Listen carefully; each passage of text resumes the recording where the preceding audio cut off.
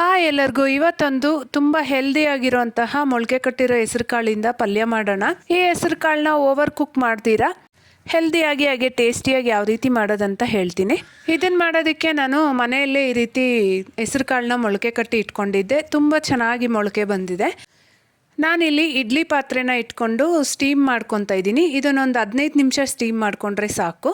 ಹೆಸರು ಕಾಳನ್ನ ಮೊಳಕೆ ಬಂದಾದಮೇಲೆ ನೀರಿಗೆ ಹಾಕಿ ಜಾಸ್ತಿ ಕುದಿಸ್ಬಿಟ್ರೆ ಅದ್ರ ಟೇಸ್ಟ್ ಹಾಳಾಗುತ್ತೆ, ಸಪ್ಪೆ ಆಗಿಬಿಡುತ್ತೆ, ಟೇಸ್ಟ್ ಅಷ್ಟು ಚೆನ್ನಾಗಿರೋದಿಲ್ಲ.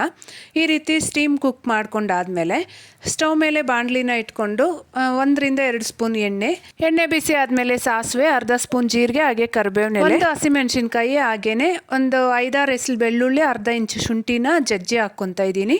ಈ ರೀತಿ ಫ್ರೆಶ್ ಆಗಿ ಹಾಕೋದ್ರಿಂದ ಟೇಸ್ಟು ತುಂಬ ಚೆನ್ನಾಗಿರುತ್ತೆ.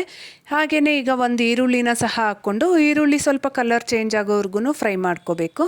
ಈಗ ಇದಕ್ಕೆ ನಾನಿಲ್ಲಿ 2 ಟೊಮೆಟೊನ ಸಣ್ಣದಾಗಿ ಕಟ್ ಮಾಡಿ ಹಾಕ್ಕೊತಾ ಇದ್ದೀನಿ. ಹಾಗೆ ರುಚಿಗೆ ಬೇಕಾಗಿರೋಷ್ಟು ಉಪ್ಪು, ಸ್ವಲ್ಪ ಅರಿಶಿನ, ಹಾಗೆ ಅರ್ಧ ಸ್ಪೂನಷ್ಟು ಧನಿಯಾ ಪುಡಿ, ಅರ್ಧ ಸ್ಪೂನಷ್ಟು ಅಚ್ಚಕಾರದ ಪುಡಿ, ಇಷ್ಟನ್ನು ಹಾಕ್ಕೊಂಡು ಈ ಟೊಮೆಟೊ ಎಲ್ಲ ಚೆನ್ನಾಗಿ ಸಾಫ್ಟ್ ಆಗೋವರೆಗೂ ಫ್ರೈ ಮಾಡ್ಕೋಬೇಕು. ಈ ಮೊಳಕೆ ಕಟ್ಟಿರೋ ಕಾಳನ್ನ ಹಸಿಯಾಗಿ ತಿಂದರೆ ಆರೋಗ್ಯಕ್ಕೆ ತುಂಬಾ ಒಳ್ಳೆಯದು.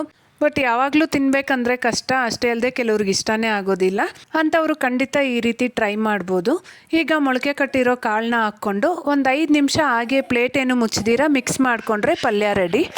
ಚಪಾತಿ ಜೊತೆಗಂತೂ ತುಂಬ ಚೆನ್ನಾಗಿತ್ತು. ಅಷ್ಟೇ ಅಲ್ಲದೆ ನನ್ನ ಮಕ್ಕಳಿಗೆ ಅನ್ನದ ಜೊತೆ ಮಿಕ್ಸ್ ಮಾಡಿ ಕೊಟ್ಟರೆ ಚೆನ್ನಾಗಿ ತಿಂತಾರೆ.